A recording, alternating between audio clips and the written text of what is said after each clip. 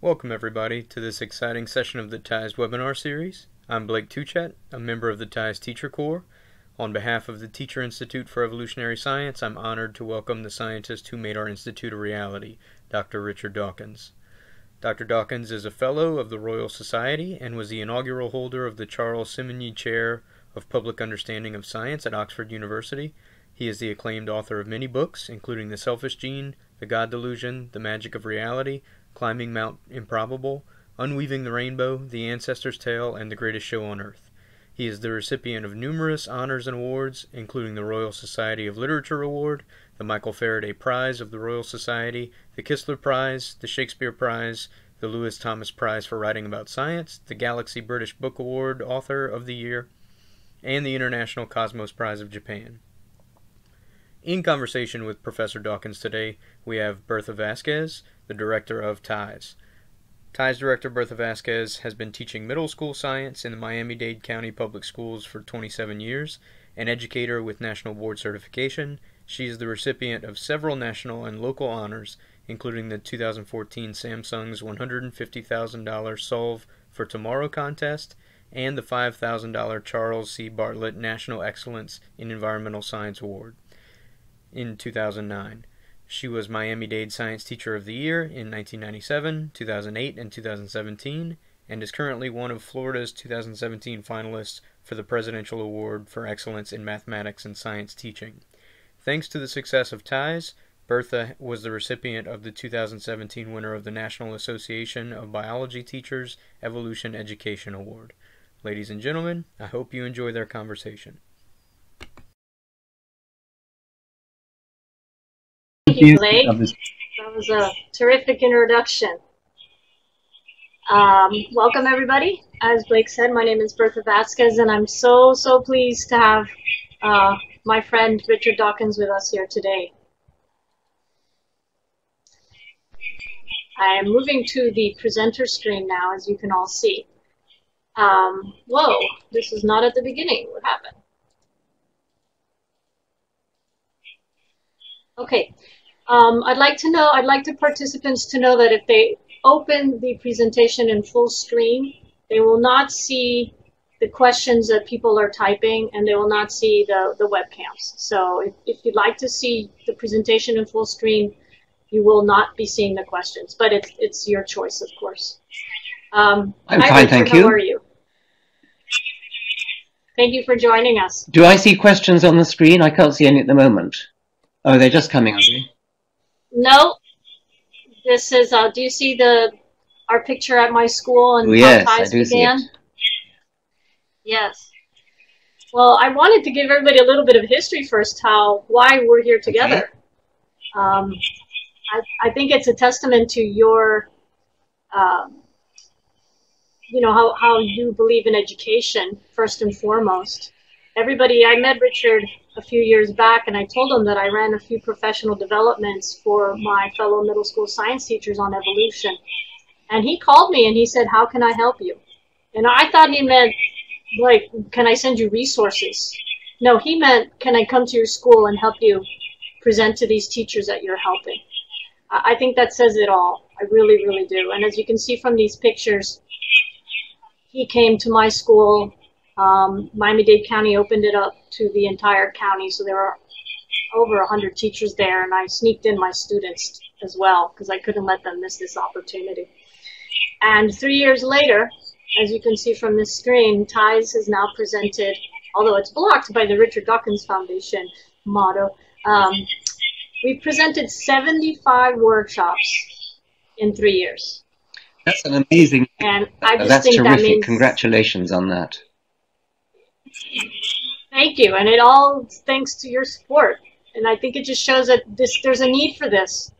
There's a need for teachers helping teachers, and there's a need for covering content in workshops, in teacher workshops around the country. So Richard, our questions are coming from different places today. This one is coming from Kathleen McCullough, who is the writer of This Is Your Brain on Parasites. She did a webinar for us earlier this month. She has written about this amazing thing where this wasp attacks a spider And the spider, instead of building a web, builds a hammock for the spider, for the wasp's eggs, which is fascinating. And I wanted you to go ahead and explain the extended phenotype and why you think this is such an exciting example of an extended. It's a beautiful example of an extended phenotype. The phenotype is normally part of the body in which the gene sits, so that the expression of the gene is in the body, but an extended phenotype extends outside the body. So a bird's nest is an extended phenotype. It's clearly under genetic control. You could clearly do artificial selection for shape of bird's nests if you wanted to. It would take a rather long time. It works, of course, through the behavior of the bird, but so what? It's still exactly the same as any other kind of phenotype. So what we have here is a manipulated phenotype, manipulated by this parasitic wasp, which is manipulating the brain of the spider, and it causes the spider to build this distorted web, which is a good thing for the parasite, but not for the spider. So it's a lovely example of an extended phenotype, where in this case a parasite is actually having phenotypic expression of the parasite genes in the phenotype generated by the spider. What's amazing to me is that this isn't just a small change in the spider web. This must involve many biochemical pathways in the spider. Yes, indeed. But of course, that's true of any genetic effect, even a normal phenotypic effect within an individual. That's a complicated interaction of many different biochemical effects. It's really the same. Yes. Well, thank you. I get this question a lot in class. And I always use your wonderful thought experiment of going back in time and dropping off your time traveling example where you drop a person off 1,000 years ago, and would they be able to breed, and back and back and back and back. I was wondering if you could just share a little bit about this again. I love listening to this one. It's a sort of, some people think it's rather a paradox. They say, well, who was the first human? Who was and there never was a first human. There was never a time when a baby was born that didn't have human parents and was a human itself. The whole process is gradual. As you go back and back and back in time, every baby born was the same species as its parents and its children. But if you go back sufficiently far, you come to a fish. And so, because the change is so gradual, you don't notice it. But it's never true to say that there has to be a first human or a first ape or a first anything else. That's something that people often have a great difficulty grasping. I call it the tyranny of the discontinuous mind, this insistence on drawing lines everywhere. And there aren't any lines in evolution. Yes. Well, thank you. And if anybody want to read further on that, that's in The Magic of Reality. There's a picture of Richard's book for you there. So this is intriguing to me, the idea of the ancestors' trail. Have you heard about this? Oh, yes. Richard? They yeah, your book, I know about this. Trail. Tell us about this. Do you want to ask about it or what? Yeah. Yeah. Well, I guess tell us about the book and who thought of this. I know there's one in New York this year as well, The Ancestor's Tale, the book you see in the middle of the screen there, is written jointly with my colleague Yan Wong, who, by the way, his name should be in equal print to mine. So I'm rather annoyed with the publishers for putting mine bigger than his. Anyway, the idea, it is a history of life, but it's a history of life going backwards. And there's a very good reason for that. If you do your history of life going forwards, it looks as though evolution was aimed at whatever you end up with, which would normally be humanity. And it's understandable that you want to do humanity because we are human. But if you do a history of life, of evolution, and you start with bacteria and you go through the whole history and you end up with humans, it makes it look as though evolution was aiming at humans all along, which of course is nonsense. No more aiming at humans than at anything else. So what we did was to say, well, okay, we accept that people are interested in humans. So let's have humans as the end point. But we start off at the end point. and we go backwards to the origin of life. And it's cast in the form of a pilgrimage. And we use the model of Geoffrey Chaucer's Canterbury Tales. That's why it's called the Ancestor's Tale. So we start off as human pilgrims marching backwards in time. And at about 6 million years into the past, we meet the chimpanzee pilgrims who join us. And then this joint band of chimpanzee and bonobo pilgrims who've already joined. Then this joint band of pilgrims marches on backwards, and about 8 million years in the past, we are joined by the gorilla pilgrims, and then about 12 million years we're joined by the orangutan pilgrims, and so on, back and back and back and back. And each joint position, each joining position is called a rendezvous point. And there are only 30 of them, because that's a rather surprising fact, but there are only about 30 of them because at several of those joining points, those rendezvous points, we're joined by a vast concourse, a vast number of animals. For example, most of the invertebrates join us. I forget which rendezvous point it is. And then at each of these rendezvous points, one of the joining pilgrims tells a tale, or one or two or three of them tell a tale, which is a lesson in biology. For example, the grasshopper's tale is all about race, especially human race. And it's a tale which is relevant to that animal or plant. Well, the ancestor's trail was an idea thought up by a man called Chris Jenord in England. And watched it's a weekend hike. And the hikers join up for this occasion at the weekend, and they decide whether to be chimpanzee pilgrims or insect pilgrims or bird pilgrims, and they are dumped at various places around the countryside, and then they walk. Oh, that is wonderful! I had no idea. And then they walk, and the path is carefully arranged so that they join up at various places along this hike. Oh, that's brilliant! No, I haven't done it, but I've been in on the planning of it. Okay, Bertha, that's lovely. Okay, and the idea has been taken up. Oh, the idea has been taken up in America, and I think in various places. So I saw that there's one in New York. I think there's going to be one in Canada too. Oh, that's fantastic. Well, I had no idea that the pilgrims are coming in from different places. It's quite hard to get the logistics right to make sure they reach at the right place. I can imagine. Well, Leanne Davis is writing in the question and answers. The Ancestor's Tale is absolutely brilliant. It's a big read, but absolutely it's nice to meet Leanne. Leanne's name is known to me because I see her. She contributes to my Twitter feed, and it's very nice to see that she's taking part in this. Wonderful. Welcome, Leanne.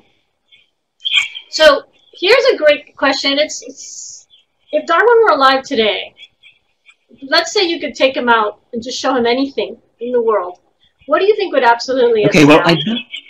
What would you think about I don't think he'd be that surprised about Lucy and Ardy, because he was rather prescient in forecasting that when the evidence came in, it would turn out that humans did originate in Africa. So he would be delighted by Lucy and Ardy and the other African fossils, but he wouldn't be surprised.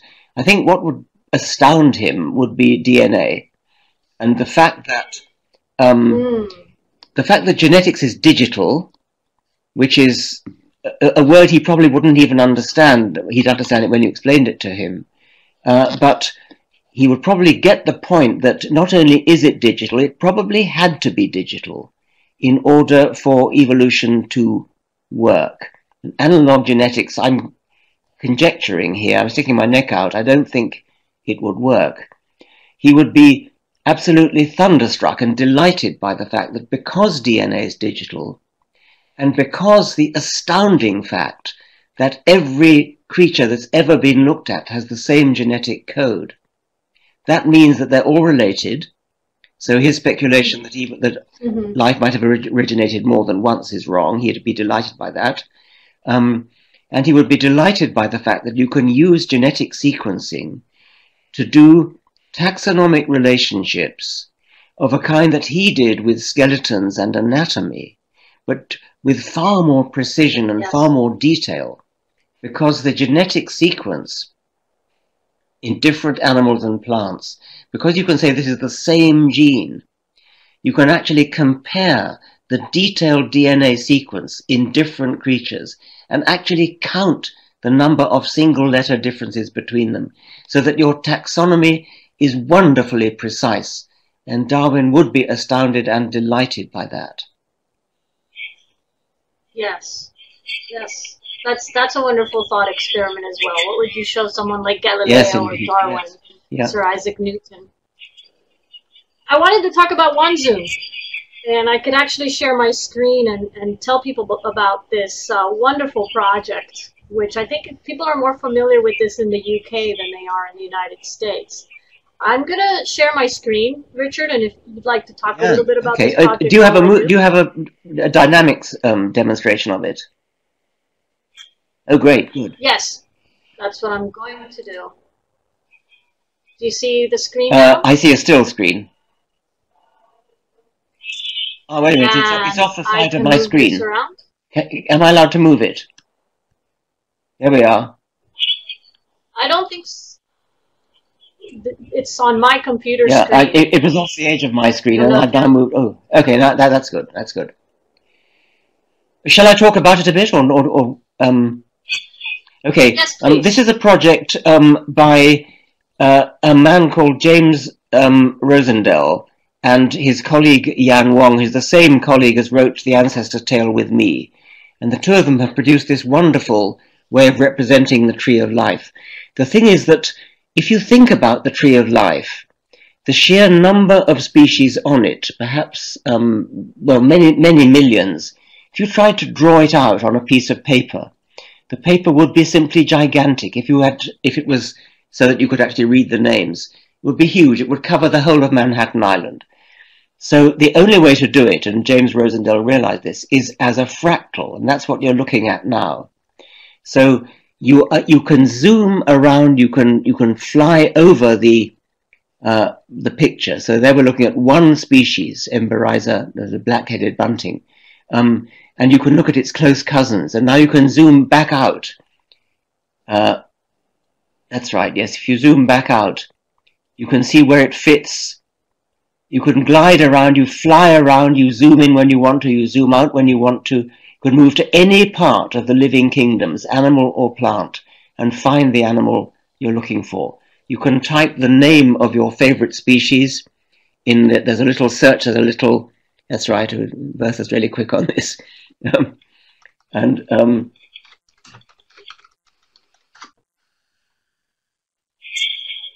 got to show Bertha's tree frog, great, yes, wonderful. Okay. Did I present that to you? So. Yes, I did. You did. Yes, you're allowed to sponsor a species. You have to pay a small amount of money to get the project, to help the project along.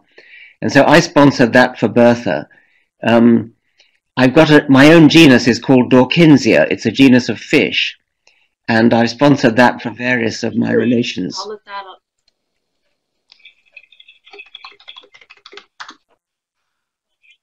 Dawkinsia. There it is. Good, yes. And there are several species. I got to tell you. Yeah, go ahead. This is great for the classroom. Yes. I share this with my students, and they just all go in different directions. And so they have a lot of fun with that. So I just stopped sharing my screen. I'm going to close this up and move it out of the way. I do encourage all of you to look up OneZoom and yes. sponsor your favorite species for somebody you love. Well, here I sponsored the bighorn sheep for my son. Great, wonderful. Bighorn sheep, that's a terrific species. Yeah. Yeah, he loves the bighorn sheep, so I sponsored that for him. And I wanted to share that because the majority of the people with us today are teachers. And this is the type of thing where you share this with your students, OneZoom. You could walk out of the room and get coffee, and they won't even notice that you're gone. Not that you're supposed to do that, but... So Stephanie Keep is the editor of Reports, the National Center for Science Education. She's here with us today. And she asked some questions that I thought were very thoughtful, so I included some of them. What one evolution-related term would you ban if you could ban I wouldn't be so one? She would ban... Okay, that's a good one. I wouldn't be so intolerant as to actually ban anything, I don't think, but one that I absolutely hate, Yes. and I'm going to refuse to talk about it, is epigenetics. Ah, yes. You did get a question about that, and I know you, so I did not. I'm not including that in the presentation today. Here's the next one. What sorts of evidence should teachers cite when confronted by students with objection or concerns about evolution? Okay, well, there's a lot of it, of course. The first thing that springs to many people's minds is fossils, and fossils are great evidence for the actual history of evolution, but they're probably not the best evidence for the fact that it's happened. I think for that, comparative molecular biology is probably the most powerful, because, as I was saying a bit earlier, you can sequence. Now sequencing has become so cheap and quick that it's possible to sequence any species you like, and a lot of species have been done. And so, if not the whole genome, just simply one protein or one gene, and you can actually show that it falls in a hierarchy, a branching tree hierarchy. And what could that be other than a pedigree? Also very powerful is geographical distribution of animals and plants. The distribution of species, Darwin himself was very big on this, the distribution of species on the islands and continents of the world is exactly as it should be if evolution has taken place, and exactly as it should not be if animals were created or if they emerged down the gangplank of Noah's Ark or something like that. The fact that you've got virtually nothing but marsupials in Australia, for example, you can't explain that on dispersal from Mount Ararat, right. Noah's Ark.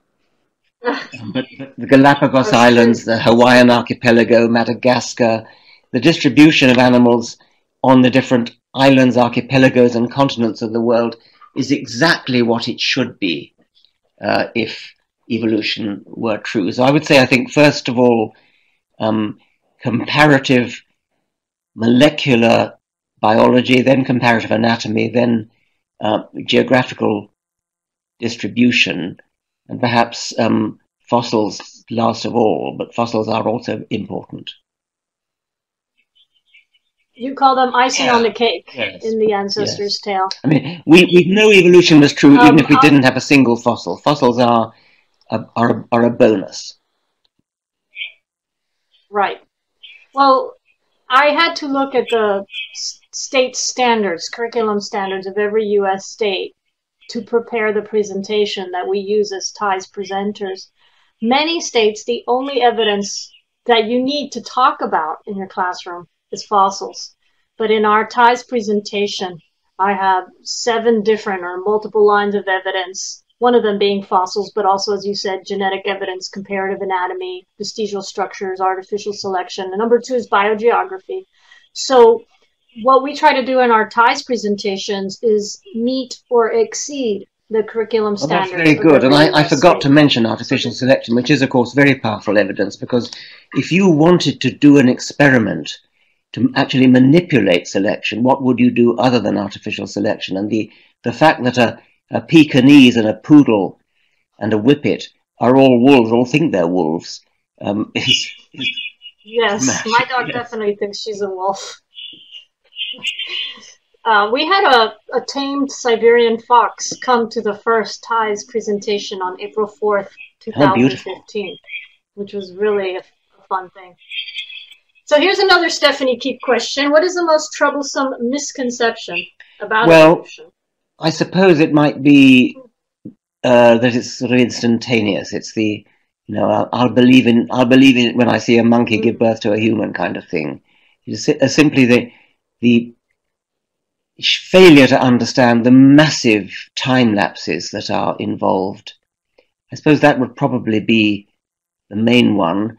Another one, no, perhaps even more important, is the idea that it's a theory of chance, the idea that you can disprove it by doing some stupid statistical calculation, like saying, imagine taking all the bits of a human and randomly shaking them, like, you know, throwing a dice or something and getting a human. They really think that's what it's about. They have not the foggiest clue about natural selection. They think it's a theory of chance. And it really, really is important to get across that it is not a theory of chance. Natural selection is the very opposite of random chance. Yes, I've heard in some workshops the famous, how can a tornado go through a junkyard and build a 747? Right. I get that one. That's an utterly infuriating one. Yeah. I mean, they just don't understand natural selection. Yes, I think that's the biggest problem with misconceptions. I should have just a mentioned lack that of first, understanding. yes. So this is again, Stephanie said she'd mention ostrich legs as the answer to this question. If you had to talk to someone who had never heard of evolution, where would you start? I never had. She would start with ostrich eggs. That's a tough one. See, don't you wish I'd given these to you ahead of time? Well, no, I mean, tell me why she chooses ostrich legs. Because as you can see from the picture that I found, they look like well, they are, of course, dinosaurs, yes, and that's not surprising. Yes. I think I might. Well, Darwin started, or pretty early started, with domestication, which I think is very powerful. I think I might do that. Mm-hmm. I think I might do that actually. Do what Darwin did. Take the domestication, artificial selection of dogs or cabbages or roses, and say, just look what can be done in a few centuries of selection if humans do it. And then you don't actually need a human selector to do it. Nature will do it for you. And in The Greatest Show on Earth, I think I bridged that gap going via sexual selection, where a peahen can be thought of as a bit like a human breeder, breeding dogs or breeding roses, but in this case choosing peacocks. And then having done them outside my window. Yes, and then having done a peahen doing selecting, they say, well, you don't need a peahen either. Survival will do the job for you. So I think that is a very powerful sequence of arguments, and it's the one that Darwin used. Yes. I agree. That is good. So I think this is the last question Stephanie gave me. What role should or could practicing scientists play in helping to improve evolution literacy? As I typed this question in, I thought of all these wonderful people, including yourself, that I think they're already playing a marvelous role, but you have to Yes, well, what have we got there? We've got Wilson, we've got Bill Nye, the science guy, we've got Carl Sagan, we've got David Attenborough, Jane Goodall. Is that Jane Goodall? Yes.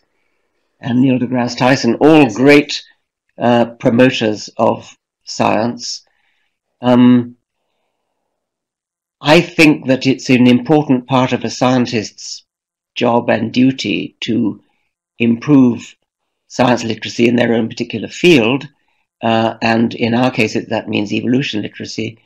I think there was a time when the NSF in America made it a condition for giving a scientist a research grant that they had to devote some of their time to explaining what they were doing to the general public. And I think that's a rather good rule. I'm not sure if it still applies. Yes. But very often scientists are actually rather good at explaining what they do. Sometimes they're very bad.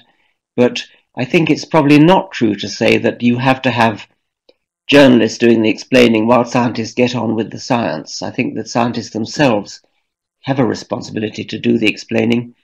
And I think also not just explaining to lay people, but explaining to each other. I think the standard of science communication in specialized science journals is rather poor, and it would be a good idea if scientists, when writing their own research papers, took into account the possibility that the paper might be read not by extreme specialists, but by at least other scientists in other scientific disciplines. Yes. What you mentioned about scientists sharing their data, one of our participants, Don Haas, says that that's still a requirement of the National Science Foundation. Good. Yes. I also saw there was a Twitter, something on Twitter a few months back. John Mead is with us. Maybe he'll remember what it was called, where scientists were typing in hashtag scientist or something like that and sharing what they do with the general public. John Mead is typing in now, and I saw hundreds and hundreds of scientists typing in, hi, my name is John Adams and I work with seashells, yes, or things like that. And it was a wonderful thing to share with I didn't see that, but that's Here it nice. is. Why I study actual living scientists, hashtag actual living scientist. Good, I'll look that up. And there were hundreds of people involved in that. I think it's pretty widely known that Carl Sagan, whose picture you put up there, was not elected to the National Academy of Sciences because he was a great popularizer. And that, I think, is a scandal, because he was a great scientist as well. And I think that wouldn't happen. I mean, I have been elected to the Royal Society, and I probably wouldn't have been on the Carl Sagan rule in that time. So I think that climate is changing, but there has been a kind of snobbery in the world of science against scientists who do take the trouble to communicate. I agree. So I think I know what you're going to say here, but what is currently the most exciting new discovery in science, in your opinion? And it doesn't have to be biology or evolution. Oh, I see. Well, if it was physics, I suppose it might be LIGO, the discovery of the gravitational waves when two black holes collide with each other. It's an astounding feat of precision measurement. The impact that the gravitational waves have when they reach Earth is so tiny. It's just, I've forgotten what the figure is, but there's some dramatic illustration of how minute the gravitational wave effect is. Obviously, you have to subtract off the effect of trucks rumbling by and things, and so that's done by having two different instruments. I think one in Oregon and one in Louisiana, maybe. I think it's Louisiana. I'm not sure. We saw that lecture together. In Las Vegas. It's a very nice illustration. You can't possibly do it in just one place. It's got to be done in two places a long way apart, so that you can subtract off the effect of interference. It is a triumph. It's a triumph of precision measurement. It makes one proud to be human. Yes, it does. And Blake Touche just added here in the question and answer that it is indeed in Louisiana. So I recall that lecture. Okay, how about this? I'm making you work hard today, Richard. I know it's late for you. But if you could pick one thing, one piece of knowledge that all humans should understand to make this world a better place, what would it be? I'm an academic, and so I tend to gravitate away from trying to make give humans a better time, social welfare and things. So I think, why don't we say evolution? Because it's so important, because it actually is the explanation for our own existence, because it's so utterly fascinating, the fact that that the laws of physics, just atoms and molecules bumping into each other, because of this astonishing process of natural selection, gives rise to all the diversity and complexity of life. That is an amazing fact. And I think that anybody who goes to their grave without understanding, well, why they exist in the first place is just tragically missing out. Also, of course, it does have social consequences. It is important to understand that, I mean, evolution, one of the lessons it teaches is that we are all human, we're all one species, so racism is nonsense, that kind of thing. So I think that it does have social welfare benefits as well as academic benefits. I agree. That's true. Speaking of racism, we did not plan this, but it happened like this. Dr. Leslie Jones, Richard, is a professor at Valdosta State University. She's here. I saw her in the chat room. She and I did the first workshop last November. It was a mix of science teachers and future science teachers. And I think this is a really important area, a very important group of people that we should help, which is future science teachers. And here's her question. Our understanding of human evolution can be used as an anti-racist strategy. So in a sense, Yes. you already answered this. Shouldn't we promote this more? Well, as we should. I mean, it is true that the human species is actually astonishingly genetically uniform, which is quite surprising when you think of skin color. I mean, because obviously we are very, very different in that one respect, and a couple of others as well. But compared to other species, we are very uniform genetically. We are one species and a very close species. I think it's been said that any two chimpanzees from the same African forest are far more different from each other than any two humans anywhere in the world. Genetically. It does leave open the question of why skin color is so variable, and protection from the sun is clearly one possible answer. But superficially, if a Martian were to visit Earth and looked at us, I suppose the Martian would think, gosh, they are really very, very different. But if you look at the underlying genetics, we're not. Yes, and that, just like you were saying before, the one thing that all humans could know to make this world a better place, understanding evolution helps you understand why racism just doesn't make sense. These are genetic differences. Well, I mean, even if there were major differences in human races, it would be utterly immoral to base any kind of social policy on that. To give somebody a job because they're the right race, or not give them a job because they're the wrong race, or something of that sort.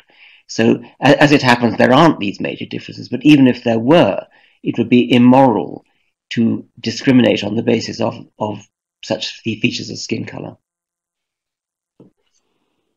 Yes. I thought you'd like to see a picture of the students. Yes. Here's Blake again, and these are the students that sent the following questions to me for you. Are those all teachers? Nope, Blake is in the front, and it looks like his class is high school. Can't see enough detail. Some of those gentlemen, yeah, they have beards, those guys. They don't look like middle schoolers.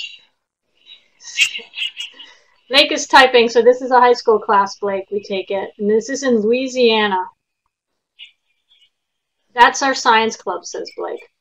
So here's their first question, which I think is an amazing question for high school kids. One objection about evolution education is, if students learn about survival of the fittest, it will lead to a selfish or barbaric society.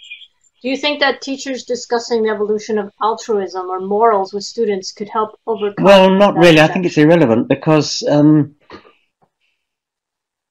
the is-ought distinction which philosophers go on about. There is no doubt at all that natural selection is the explanation for our existence.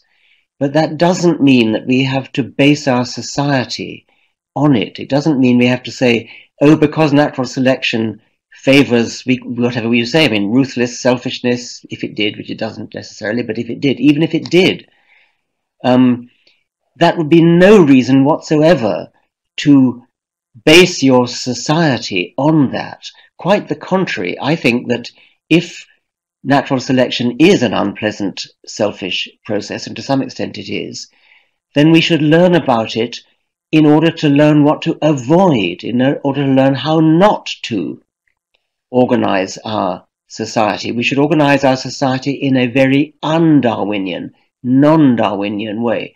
I've often said in the past that I'm a passionate Darwinian when it comes to explaining why we exist, but I'm a passionate anti-Darwinian when it comes to planning our society and our politics. Now, of course, it might help to go into the evolution of altruism as well, and that's a very good thing to do, and that's what the selfish gene does. As I like what you've written there, the selfish gene, the altruistic animal. It could well have been called the altruistic animal. But even if natural selection did not predict altruism, which it does, it would still be wrong to base our society on our perception of evolution, our perception of natural selection. We can break away from that. We can rebel, as I put it in the selfish gene. We can rebel against the tyranny of the selfish genes and plan our society, design our morals by what you could almost call intelligent design.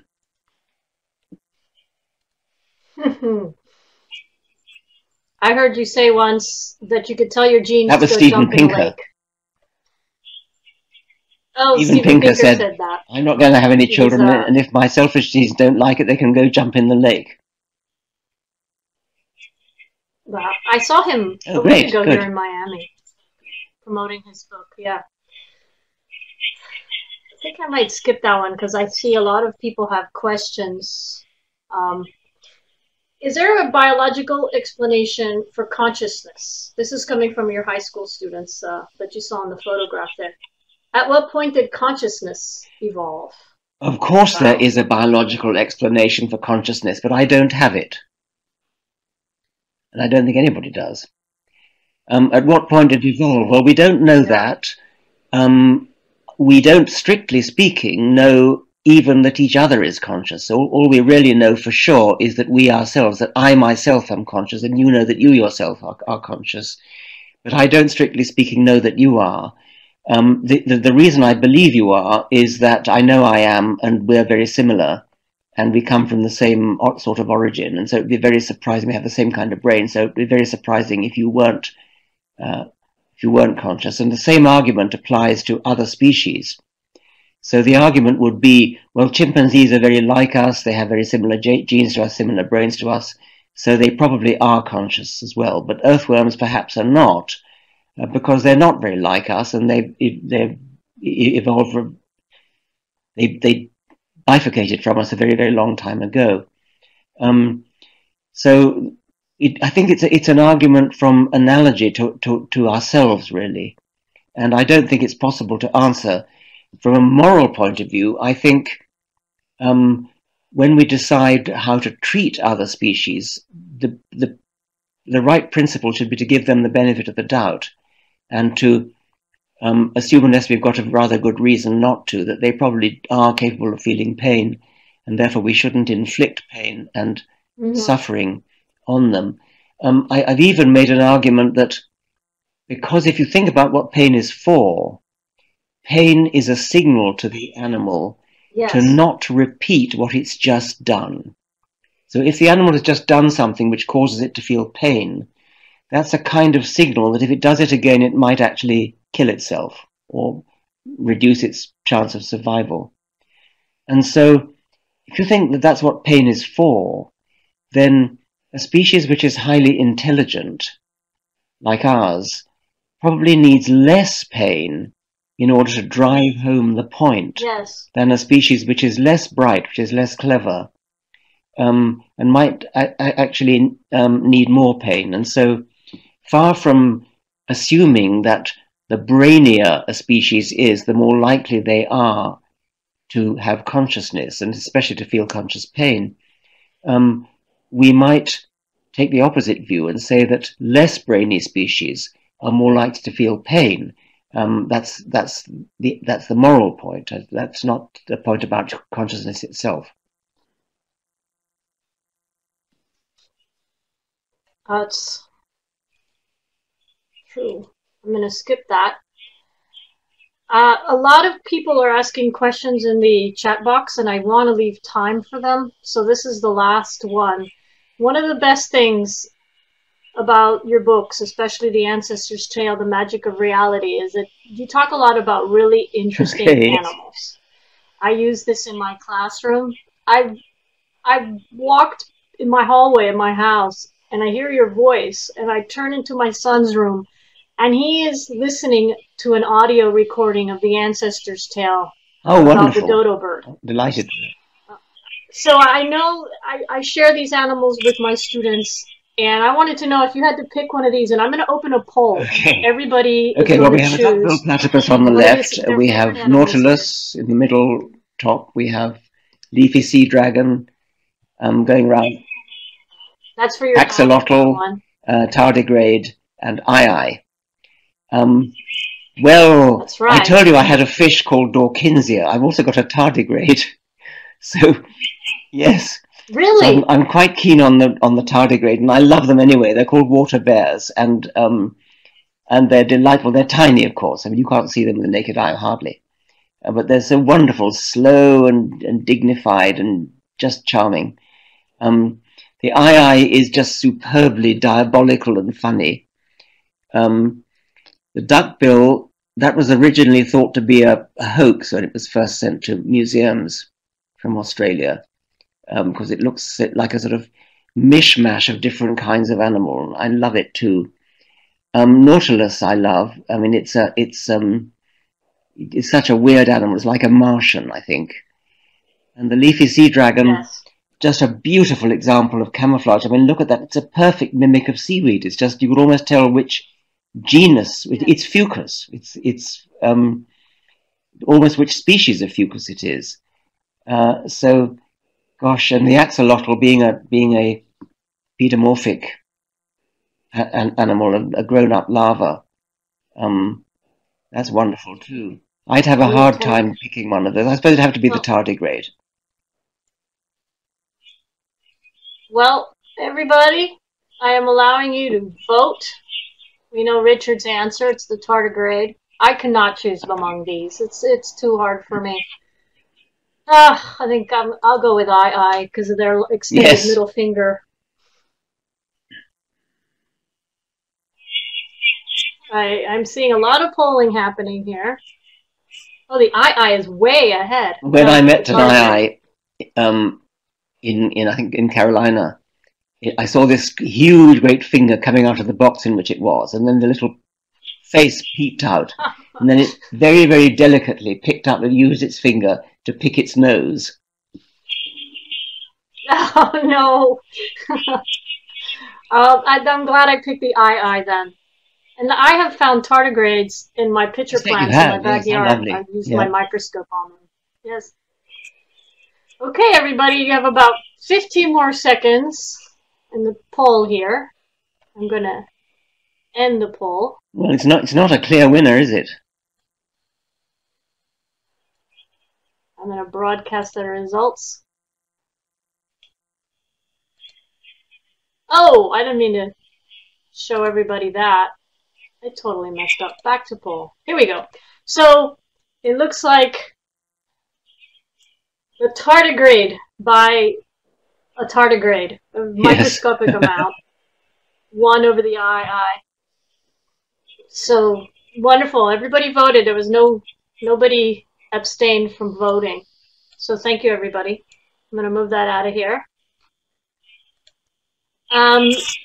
Everybody, at the end, I am going to put a link to help if you could donate to TIES. These are in orange, the number of states that we have presented in. And the gray states are the ones that we are hoping to present in this year or maybe next year. But as you can see, we've made quite a dent in the states. I'd just like to say something. I think TIES is a superb enterprise. I really do. I really love it. And to show my confidence in it, I would like to donate $1,000 tonight. Oh, God, thank you. That is great. Thank you so much, Richard. And there's at least 10 TIES Teacher Corps members here with us tonight. So we all greatly appreciate that. Thank you so much. And I wanted to let everybody else know that on April 4th, and I will share that link as well, on April 4th, John Mead is presenting the second part of a series, Meeting Naledi, sorry, I always say that wrong. Meeting Naledi, Why Human Evolution Should Be Used in Science Classrooms. So join us for that. There's still some room in that webinar, and it is on Wednesday evening, April 4th. We got great reviews for the first one. I'm going to go ahead and open this up here and scan through some of these questions. Richard, there's a few that I really liked. Jonathan Tweet wrote a book called Grandmother Fish. It's a book for preschoolers on evolution. And his question, which I saw here, was, at what age do you think, how old students should be when they first learn about evolution in school, and what should the first lesson be? Well, I've always thought that it should be the first chapter of the textbook instead of the last chapter of the textbook, which it often is. What age? Yes. I don't see why it shouldn't be really quite young. It's not a difficult idea to grasp. At all. I think it could be really yes, very if I may say something. Yes. I teach biology, I teach biochemistry and genetics and Mendel. The evolution chapter is the easiest one for the students to understand. Yeah, I'm not surprised. Good. Okay, I have more questions up here in the front, towards the top. With the cancellation, this is from Leanne Davis. With the cancellation of ASU Origin's 10th anniversary, do you have any plans to do any standalone events with Lawrence Krauss? I'm still going to Arizona later tonight, as I already had the trip planned. Yes, that's very sad. I had to cancel. I cancelled my trip to Arizona, and my trip to Australia, which was to have been with him. He's not going to Australia now, so there are no plans at the moment. No. Chance Duncan is a TIES Teacher Corps member. How do you talk about humans being animals to a student who is in her first year in public school out of a very religious homeschool environment? Right. That is tough, yes. I'm not a very tactful person. I tend not to wear kid gloves. I would tend to just go straight out and say, you are an animal. Live with it. I think it's not that you're not tactful. You don't suffer fools well. I would say, you're not an animal. Well, you're not a plant, you're not a fungus, and you're not a bacterium. So what else is there? Of course you're an animal. Don't be so stupid. I'm not letting you come to my classroom. No, you should. I'm going to get in trouble. They need to be taught home truths. Yes. I do. I'm just a little more subtle than you are. Here we go. Interesting question. From Quishi Wang, I believe he's in Quebec, what additional experimental evidence for evolution can be discovered in the foreseeable future with current technology? Goodness. Well, with more of the same, I think. I mean, just lots more molecular genetic evidence, lots more fossils. I can't think of anything that's sort of radically of a different kind, but it would just be more and more evidence of the same kind, of the same kinds. Mm-hmm. Can you think of anything? Here, this is a question for both of us. The only thing I can think of is along the lines of DNA. If we're going to be able to sequence the DNA of organisms that today, oh sure, that's what I mean by more of the same. I mean, we could get DNA. I imagine a future time. In fact, Yan Wang suggested this to me, where you could be walking through a forest with an instrument in your knapsack and a needle. You just poke it into a tree or poke it into an animal, and it tells you the DNA. Technology of the future. Bonnie, you may have to help me with this one. I don't know what it means. So what are Dr. Dawkins' feelings about using biocontrol agents such as Wolbachia? In your opinions, do we have sufficient knowledge of the possible consequences? I think we have to exercise the precautionary principle and to be cautious about using anything that might get out of hand. And that's a general principle for all kinds of innovations. Yes. What is Wolbachia? I have no idea. I mean, I'm just assuming it's some kind of biological control. Oh, here she says, it's a parasite that affects reproductive behaviors of mosquitoes. All sorts of biological control like that. They can be useful, but they can get out of hand, and it's happened over and over again that they have got out of hand.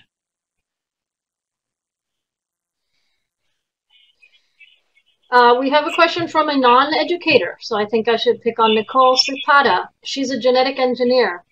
What advice would you give to the field as far as ethical dilemmas? For example, selection for eye color, math, or musical capability. There is widespread agreement that we should not indulge in positive eugenics, but that we can indulge in negative eugenics. So you can use techniques to get rid of disadvantageous genes like hemophilia, and that can be done already. I mean, not necessarily hemophilia, but using IVF, where you have fertilized eggs in a petri dish, and if you take one, say, wait till it's reached the 8-cell stage, and then you can remove one cell and examine the genes of that one cell, and so you can then decide which of the dozen or so eggs should be the one that's implanted back in the woman, and you can avoid the ones that have hemophilia or Huntington's chorea, whatever it is. So I think there's rather little controversy about that. There's much more controversy about using similar techniques for choosing eye color, musical ability, mathematical ability, and so on. You get very unpopular if you suggest that that might not be such a bad thing. I'm not quite sure why. I think it's possibly because of Hitler. Before Hitler came along, quite a lot of people, even on the political left, were quite keen on eugenics. What was wrong with Hitler, really, was that he was a dictatorial eugenicist. He actually wanted to force people to breed or not to breed, and that, of course, is horrendous, is horrible. But if it's a matter of voluntary, people saying, well, doctor, I'd quite like to have a child who's good at music.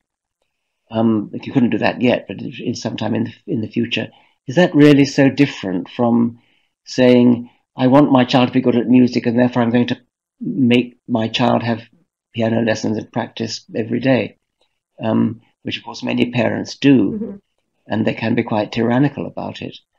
So I don't really see any very great moral difference between asking a doctor to choose which of the eggs to implant back in an IVF case, choose the one that has musical ability. I don't see that that's any more reprehensible than making a child take violin lessons when it doesn't want to.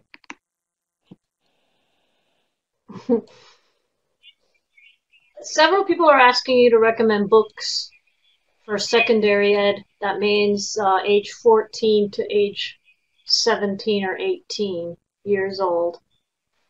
Books for young adults on evolution. Gosh, I know The Inner Fish. That's very good. By Neil Sheben excellent. is a really good one. That's not specifically aimed at teenagers, though, is it? No, it's not at all, but they can understand it. Specifically aimed at teenagers, I can't think of any. Maybe people could type them in. Yes, I can't really think of any. I mean, there are lots of good books around. I feel hesitant to mention some because I have a fear of not mentioning, leaving some out.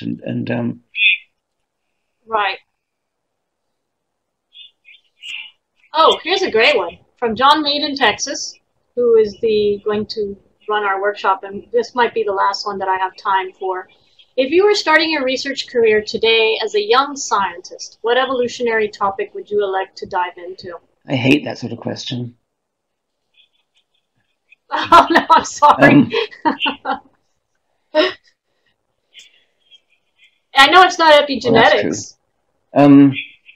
Well, no, epigenetics is just development. I mean, it's just embryology. That's what's so much misunderstood. And that's fine. I mean, embryology is a fascinating subject. Evo Devo would be fascinating. Yes. Gosh, there are so many possibilities. I used to be quite good with computers. I think probably something that involved computing. Um, my friend and colleague Yan Wong, my co-author of The Ancestor's Tale, is now doing extremely exciting work um, on genetics, and I think I might do something along those lines. I mean, one thing he did, which is actually in The Ancestor's Tale, was he used my genome, which has been sequenced for a strange television purpose. So my complete genome is I available, saw that. and he used my genome to make inferences about human history, human demography. You can use a single individual's genome by comparing the genes from the maternal side and the paternal side and looking at how far back the common ancestor of each gene pair is, which you can do Oh my goodness. statistically. And he found that a great majority of my genes, of my pairs of genes from my father and my mother, coalesce 60,000 years ago, which probably means that, the ancestral stock from which I come went through a bottleneck 60,000 years ago, so that there were very few people around to mate with, and therefore there was a lot of inbreeding at that time 60,000 years ago. And that you can do from just a single individual's genome. So I think I might do something on That's wonderful. statistical genetics. Well, Professor Dawkins, it's late for you, I know. We've kept you here a little over time. I want to thank you again for joining us. This has been such a treat, and this is the first webinar without any technical difficulties. Obviously, I'm responsible for that. So that's, yes, you are. Thank you. And thank you for your generous donation. Everybody, I'm going to bid Richard good night, but you could stay, and the web links here will be open so that you can check out the many links that we discussed here today. Thank you all for coming. And thank you. You can click out now. I'm going to leave the window open for a while. Hey everybody, I have the web links here. Hey Blake, I was just letting you, you're very welcome, and thank you for the introduction. I'm going to leave these web links up here for you all. If you want to go directly to the Teacher Institute for Evolutionary Science and learn more, we have the TIES Facebook, TIES Twitter. You could donate to TIES today, as Richard just did. We're very grateful about that. You could check out OneZoom, which is that wonderful classroom resource that we discussed where kids can zoom in and out of the different parts of the Tree of Life. And you can register for John Mead's April 4th webinar. It is 8 o'clock, April 4th, Eastern Standard Time. And I'll stick around a little further if anybody has any questions or anything, because it's much earlier for me than it is for Richard Dawkins. Bertha, I wanted to ask, I had a question from a few of the other members. Where are the videos archived so that we can have them accessible to other teachers? You mean the webinar videos, the previous webinars? Okay. The person in charge at the Center for Inquiry, she was having trouble with the audio. So this is the first one that I'm using a secondary software so she can fix any of the audio issues. If they'd like to see John Mead's first webinar or Kathleen McAuliffe and so forth, I have copies. I think I can make them available. She just didn't want to post them on the page because she didn't think the audio was great. But if you email me, let me put my email in here, guys. I don't know as much as she does, so I didn't even realize there was audio issues. There is my email, everybody. You can feel free to email me, and I can send you copies of the previous webinars. Evo amigos. Adios, Evo amigo Paxton Culpepper. That was fun. Don't you think?